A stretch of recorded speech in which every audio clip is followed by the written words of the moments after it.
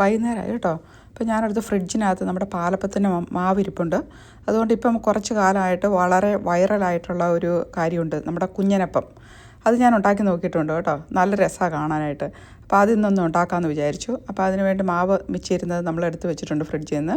ഇത് നമ്മുടെ ഉണ്ണിയപ്പമൊക്കെ ഉണ്ടാക്കുന്ന ചട്ടിയില്ലേ, അതിനകത്തോട്ട് ഒരു ചെറിയ സ്പൂണിനകത്ത് കുറച്ച് മാവ് ഇങ്ങനെ ഒഴിച്ചു കൊടുക്കുക. എന്നിട്ട് നമ്മൾ പാലപ്പം ഉണ്ടാക്കുന്നത് പോലെ ഇതുപോലെ ചുറ്റിച്ചെടുക്കുക. അപ്പോൾ ആദ്യത്തെ ബാച്ച് അത്ര ശരിയായില്ല കേട്ടോ, കാരണം ചട്ടിക്ക് ചൂട് കൂടുതലായിരുന്നു. അത് സാരമില്ല, അടുത്തതിന് നമുക്ക് ശരിയാക്കാം അല്ലേ.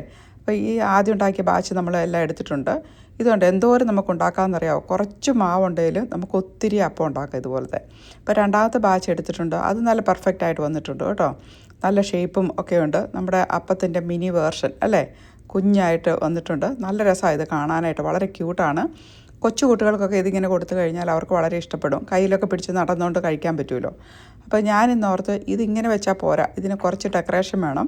അപ്പോൾ ഞാൻ അതിനകത്തേക്ക് കുറച്ച് ശർക്കരയും തേങ്ങയും കൂടെ മിക്സ് ചെയ്ത് അതിനകത്ത് വെച്ചേക്കാമെന്ന് വിചാരിച്ചു. അപ്പോൾ നമുക്കിങ്ങനെ കാപ്പിയുടെ ഒക്കെ കൂടെ കഴിക്കുമ്പോഴത്തേനും നല്ല രസമല്ലേ. അപ്പോൾ ശർക്കര ചിരണ്ടി എടുത്തിട്ടുണ്ട്. അതിനകത്തോട്ട് നമുക്ക് ഒരു കുറച്ച് ഏലക്ക ഉണ്ടല്ലോ, ഞാൻ ഒരു ഏലക്കയാണ് എടുത്തിരിക്കുന്നത്. അത് പൊടിച്ച് അതും കൂടെ ഇതിനകത്തേക്ക് ചേർത്ത് കൊടുക്കുന്നുണ്ട്. അപ്പോൾ നമുക്ക് ഇത് വിളയിച്ചൊക്കെ വേണമെങ്കിൽ എടുക്കാം, പക്ഷേ പെട്ടെന്നൊക്കെ ഉണ്ടാക്കുമ്പോഴത്തേക്കും നമുക്കിതുപോലെ കൈകൊണ്ട് തിരുമ്മി എടുത്താൽ മതി.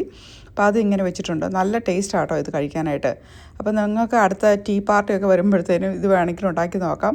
നിങ്ങളുടെ കൂട്ടുകാർക്കൊക്കെ കൊടുക്കാം, അല്ലെങ്കിൽ നമ്മൾ ചെറിയ ഫാമിലി ഒക്കെ ഗെറ്റ് ടുഗദറൊക്കെ വരുമ്പോൾ ഇങ്ങനെ ചെയ്യാവുന്നതാണ്.